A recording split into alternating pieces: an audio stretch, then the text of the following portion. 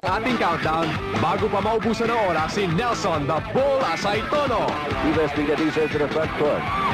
Wisely gives it up. Asaytono! Oh! After a three-point shot from just across the midcourt line. Yan bang hindi 100%? Payag na ako payag na ako. Buzzer beater ba ang gusto nyo? Ito naman si Mike Buste sa kanyang malamilyang 3 points. 1 second to go. Mike Buste looking at it. Yay! Buzzer beater, yay! That's a three-pointer for Mike Buste. Ang ganda-ganda ng linya. Mike Buste, arriba. Siyempre, hindi magpapatalo si Ronnie Magsanok pagdating sa buzzer beater. Nakakuha ng 2 puntos na lamang. Asay sila natin si Magsanok. Counted yan!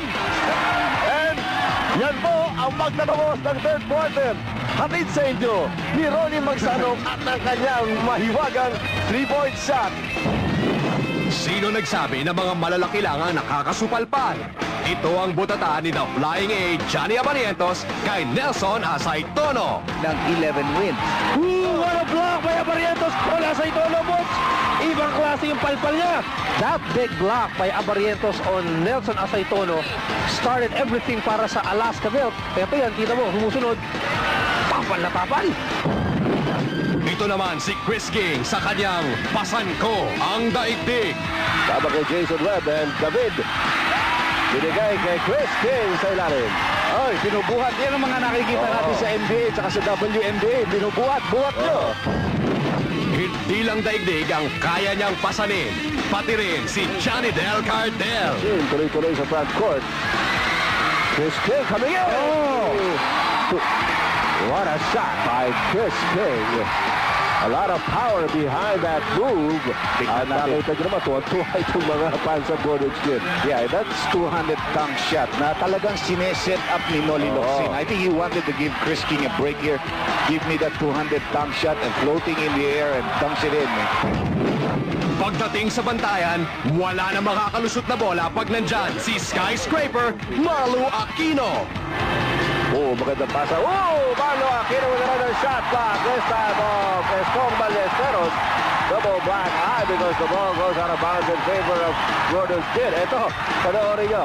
Para matuwa naman kayo. Oh! Perfect block shot by Milo the Skyscraper. Yan ang sinasabi natin, kabit na kabit. Showtime ba ang gusto nyo? Panoorin natin si Johnny Del Cardel sa kanyang mala Grand Hill na tira. Nakalwala. Ando si Cardel. Oh! Oh my goodness! Napapalakpak si Grant Hill. Dahil galaw niya yun eh.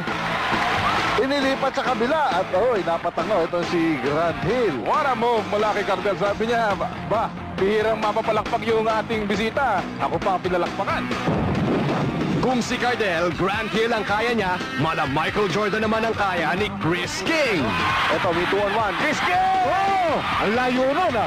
Parang si Shaquille yun isang araw ah. Malayo yun ah. This is a real long takeoff. This is a Michael Jordan takeoff, you know? And this is prime time move. A prime time slam galing kay Chris King. Kita mo extension sa ere, Dr. J? Kaya ngayong maliit sa loob, umalis na. O ano, hindi kayo makapaniwala, no? Ito pa ulit si The Majesty Chris King. King coming down the middle. Get out of the way! Get out of the way! Early takeoff and a slam by Chris King. That really Nakakagulat lighted up the crowd. Walang sumalubong doon. Nakita niya, naku, may puwang ako. Parang ang trend. Isang pagpapatunay na iba ang